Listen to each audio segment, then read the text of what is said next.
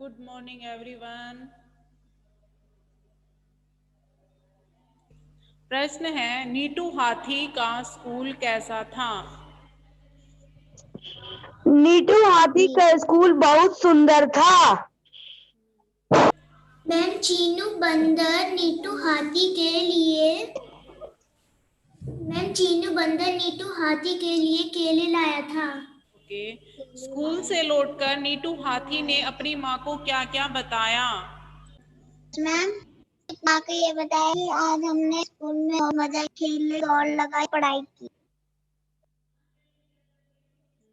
नुपुर कश्यप, आप बताओ। तो हाथी ने स्कूल से लौटकर अपनी माँ यस मैम नीटू हाथी ने स्कूल से लौटकर अपनी माँ को बताया कि हमने स्कूल में पढ़ाई की और मस्ती कूद करा। नीटू को स्कूल के लिए हो गई थी क्योंकि उसकी टाई फट गई थी। क्योंकि उसकी टाई फट गई थी। ओके। माँ ने नीटू को अगले दिन क्या स्कूल ले जाने को कहा? उन्होंने ऐसा क्यों कहा? नीटू को पढ़ने ले जाने के लिए कहे क्योंकि चीनू बंदर नीटू के लिए केले लाया था। क्योंकि चीनू बंदर नीटू हाथी के लिए केले लाया था। ओके। अगर आपको जंगल में कब्बू शेरनी मिले तो आप उससे क्या क्या बात करेंगे? इसके बारे में संवाद लिखना है। तो ये तो नोटबुक में नहीं करना है और ना ही ये है, ठीक है।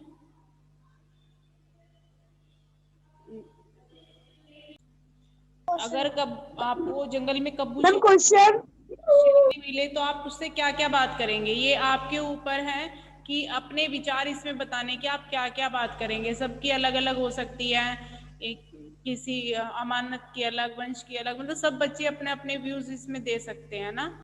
प्रश्न दिया है, अगर आपको जंगल में कब्बू शेरनी मिले तो आप उससे क्या क्या बात करेंगे?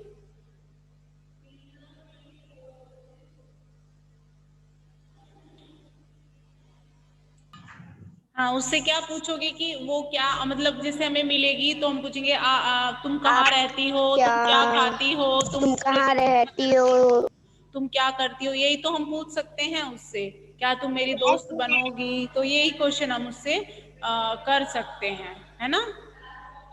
अभी हम संज्ञा पढ़ेंगे। संज्ञा क्या होती है, संज्ञा के कितने भेद होते हैं, ये सब मैंने आपको पहले भी बताया था।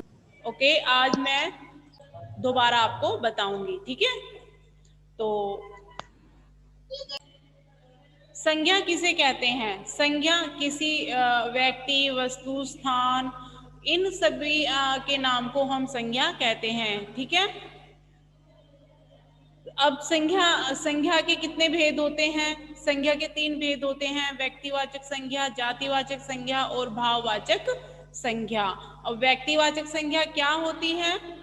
व्यक्तिवाचक संज्ञा क्या होती है? जिसमें किसी विशेष व्यक्ति, वस्तु या स्थान का बोध होता है, किसी विशेष के लिए हम उसको प्रयोग करते हैं, तब वहां पर व्यक्तिवाचक संज्ञा होती है, ठीक है।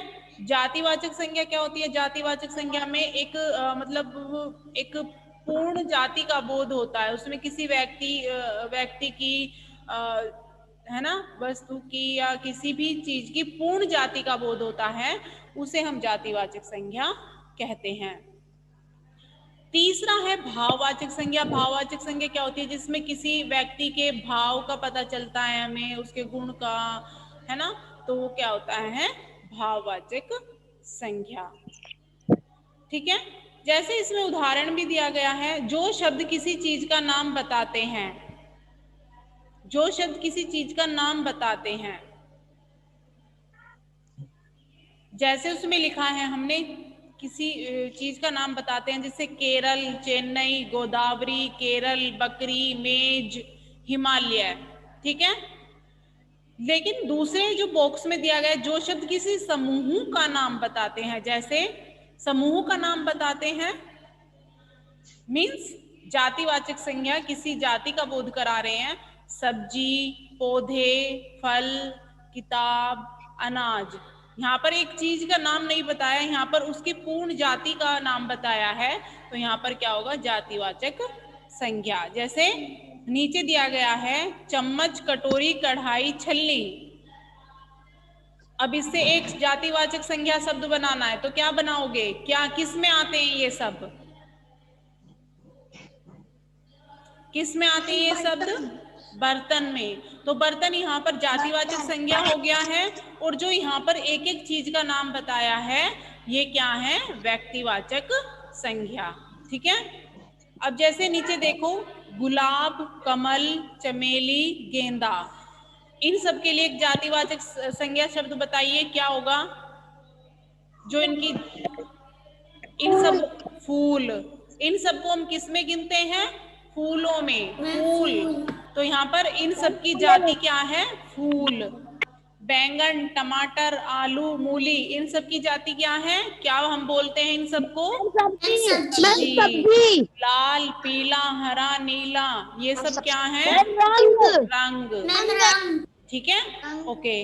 अब आते हैं हम जातिवाचक संज्ञा शब्द से हम व्यक्तिवाचक संज्ञा शब्द लिखेंगे। जैसे नदी यहाँ पर क्या है, जातिवाचक संज्ञा है। ठीक है, नदी यहाँ पर जातिवाचक संज्ञा है, और उसके लिए हमें व्यक्तिवाचक संज्ञा शब्द लिखने हैं।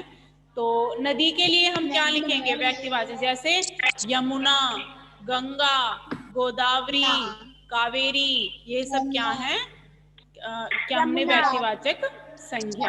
ठीक है, ब्रह्मपुत्र। हाँ। अब फल, फल यहाँ पर जातिवाचक संज्ञा दिया गया है। फल, फल के लिए व्यक्तिवाचक संज्ञा शब्द लिखो। फल तो एक उसकी जाति है, उसमें क्या क्या आते हैं, सेब, संतरा, नाशपाती, अनार, केला, आम। हाँ ठीक है। जानवर, जानवर में घोड़ा, गाय, बकरी, ये सब चीजें आती हैं। तो यहाँ पर जानवर जातिवाचक संज्ञा हो गया है, तो घोड़ा, गाय, बकरी यहाँ पर व्यक्तिवाचक संज्ञा हो गए हैं। ठीक है, ये समझ में आया, ओके, ओके।